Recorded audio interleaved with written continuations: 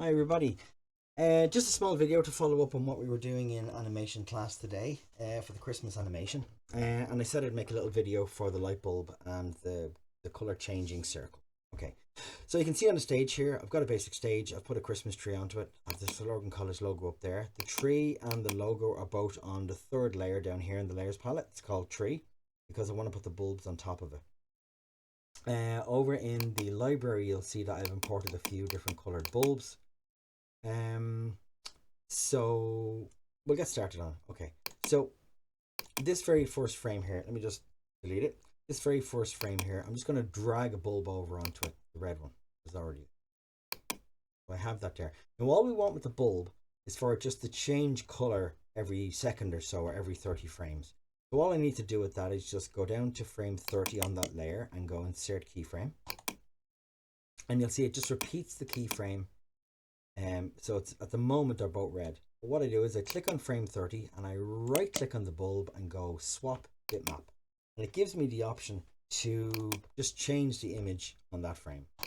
Okay, you can see now that it's now red for 30 frames and blue for 1. So I put another keyframe in at 60 and I right click on the blue one and I just change it to clear and I go okay. Now, so it's going to be red for a second, which is 30 frames. It's going to be blue for a second, which is 30 frames. But to make sure that it stays clear for a second, I just have to put a frame in here. It doesn't have to be a keyframe because I'm not going to change it again. Actually, it wouldn't make any difference. So if I ran that now, you'll see it's blue, white, or sorry, red, blue, white, red, blue. There you go. Okay, so that's that one. Now, the next one is the colored circle, and this one has got a color change, so we'll have to use a tween for this. So if I click on the oval tool and go over to properties, you'll see that by default the color is red, or it's red at the moment anyway.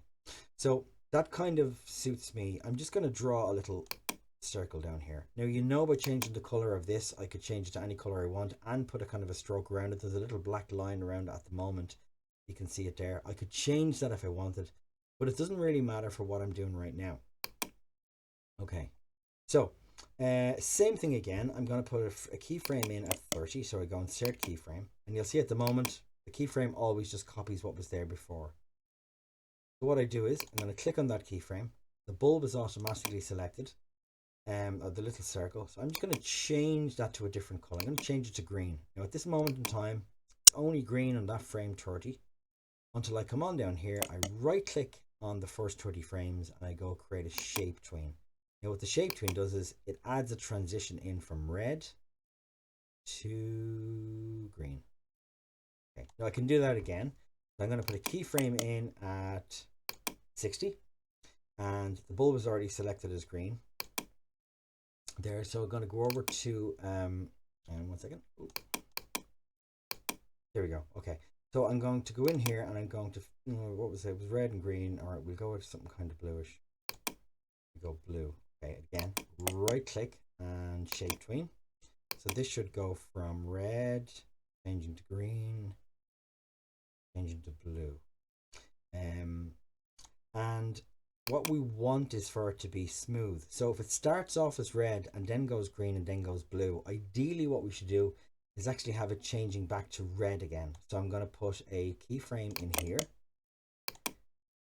And I'm going to click on the bulb and I'm just going to change it back to red.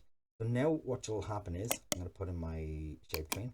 Now what should happen is it should start off as red, go to green, go to blue, and then transition back to red, at which point it will just start again. So we shouldn't notice any shift between the end of the animation and the beginning of it. It should be identical. So look, green, blue, red, green, blue. Okay, there you go. That's it. You can add as many of them to the tree as you want. It's entirely down to you, but that's just a little demonstration on how to do both of those. Okay, hope that helped you guys.